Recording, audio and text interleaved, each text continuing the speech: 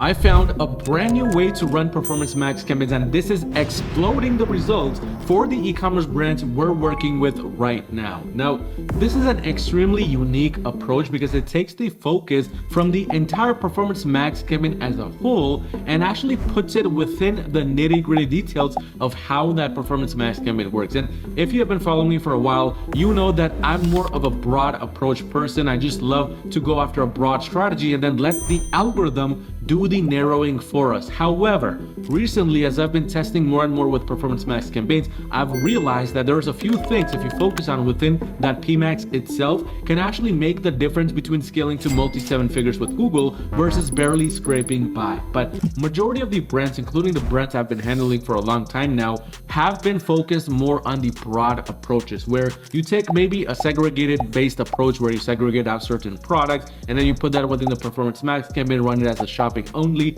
Or on the other hand, you might just have all of your products thrown inside a pmax with a bunch of images, logos, assets, etc. added in, and you're just telling Google to go out and find something that works for your brand. Well, in 2024, at least nowadays, it's not going to work because what this does is it puts too much pressure and too much load on the algorithm to find something that works for you, especially if you're not really helping the algorithm at all by giving it proper targeting or by segregating your products out in the right way. And this approach also doesn't really utilize in Google's internal algorithm because keep in mind, Google has specific data points based on each different niche, based on each different industry. And if you're throwing products in there where maybe if you're in the baby niche, for example, you're throwing baby diapers in there along with baby cribs, well, the situation is people that buy baby diapers may be thinking differently than a person who's buying a baby crib. They might be in a completely different kind of phase of their life. They might maybe just have a newborn or they might have a 6-month-old. You're not sure.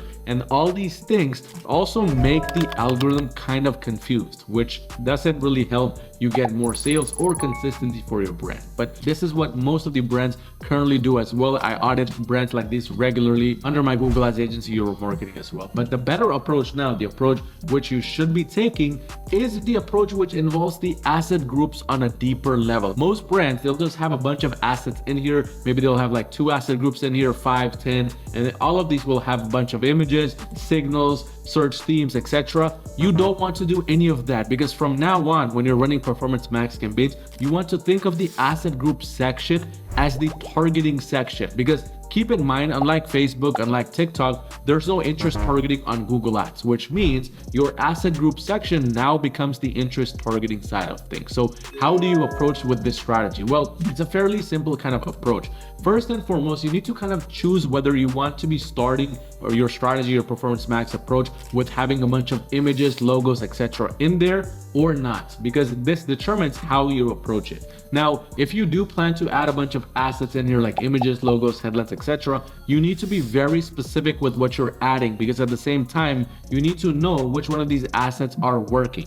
If you have 20 different images, 1 logo, 5 headlines, then you're not going to be sure which images is actually driving the sales or which headlines are driving the sales. So you have to be very specific with that. But again, with this approach, you want to be very detailed, very narrow with what you're choosing. Same thing for signals. So for example, one asset group approach we might take here is having only images, logos, headlines, etc. in there with no signals at all, no search themes at all, because we want to make this asset group only an image and logo and headline based asset group. Everything else is not added in here, so we know exactly what's working. Now, what the next part of this approach is we duplicate this individual asset group we have right here with a bunch of these images. We keep the images and everything else the same, and the only change we make is we've added now signals to this or search themes to this because now we want to add in an extra testing factor. It's just like what you would do with Facebook ads, where inside an ad set you would have 3 ad copies in there, but each of these 3 ad copies, they're not going to have different videos or different text completely.